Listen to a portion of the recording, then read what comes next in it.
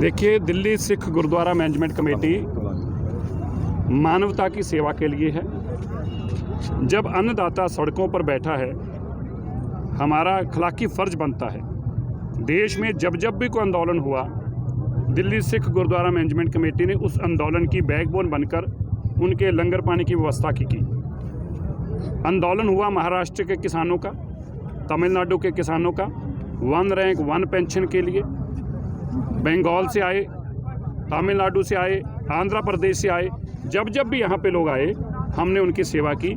लेकिन ये पहला मौका है जब हमें बॉर्डरों पे जाकर सेवा करने का भी मौका और सौभाग्य समय प्राप्त हो रहा है। दिल्ली सिख गुरुद्वारा मैनेजमेंट कमेटी सभी बॉर्डरों के ऊपर पूरे तन मन धन से सेवा कर रही है। और जो किसानों को जगह जगह रोका जाता है, चाहे वो राजस्थान हो, चाहे वो हरियाणा हो, चाहे वो यूपी हो, चाहे उत्तराखंड हो, हमारी टीम तुरंत वहाँ पहुँचती है। आज भी हम उत्तर प्रदेश के रामपुर से जो किसान फंसे हुए थे, यहाँ पीलीभीत पे, यहाँ लखीमपुर खीरी में, महंगापुर में, जहाँ जहाँ भी सारे किसान थे जिनको रोका जा रहा था, उनको आज हम साथ लेकर हजारों किसानों के और ट्रैक्टर वालों को लेकर हम यहाँ पर पहुँचे। तो सीता जी, 26 जनवरी की जो तैयारी चल रही गणतंत्र दिवस की किसानों की, उसके लिए क्या कहेंगे? देखिए, 26 जनवरी को देश को बहुत गौरव होगा।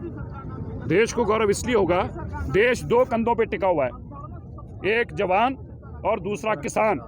आज तक देश ने जवान की परेड देखी थी, अब जवान और किसान दोनों की परेड एक ही दिन और एक ही धरती पे देखेगा। देश के लिए गौरव का दिन होगा। देश के लिए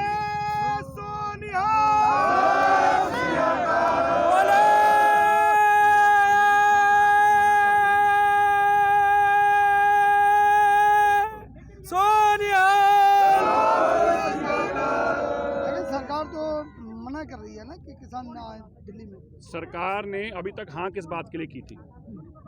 सरकार ने दिल्ली आने के लिए भी मना किया, सरकार ने आंदोलन करने को भी मना किया, सरकार ने कहा मीटिंग भी नहीं करेंगे, सरकार ने कहा हम ये इसमें संशोधन भी नहीं करेंगे, सरकार ने कहा बिल हम वापस भी नहीं लेंगे।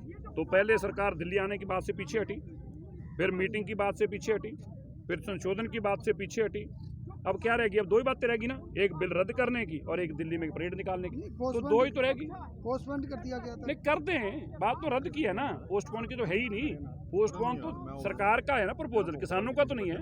किसानों का प्रपोजल रद्द का है, किसान सरकार का प्रपोजल पोस्टपोन करने का है। तो पोस्टपोन करने को मान गए ना, बाकी भी मान जाएंगे।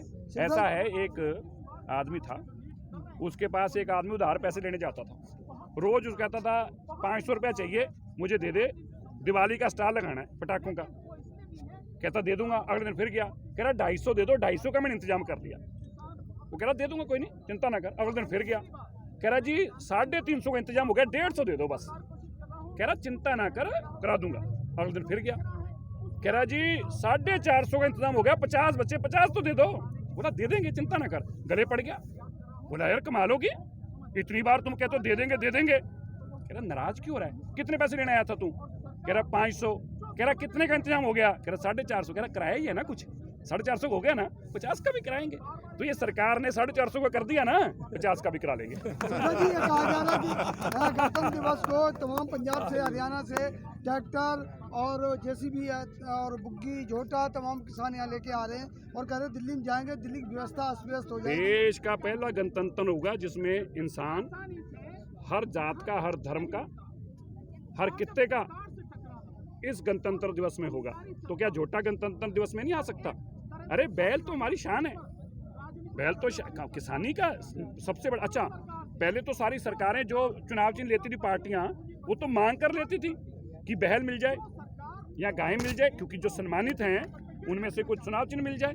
अब उससे प्रॉब्लम होने लग पड़ी।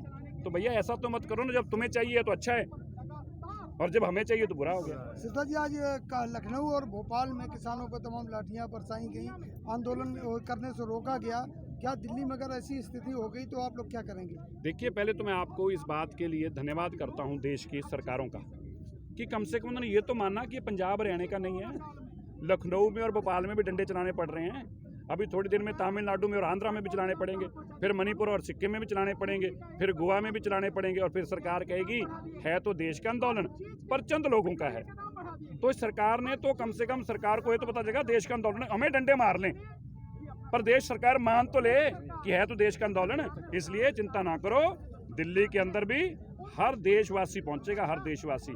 दुनिया में कभी किसी ने ऐसी परेड नहीं देखी होगी, ये नेशनल परेड होगी।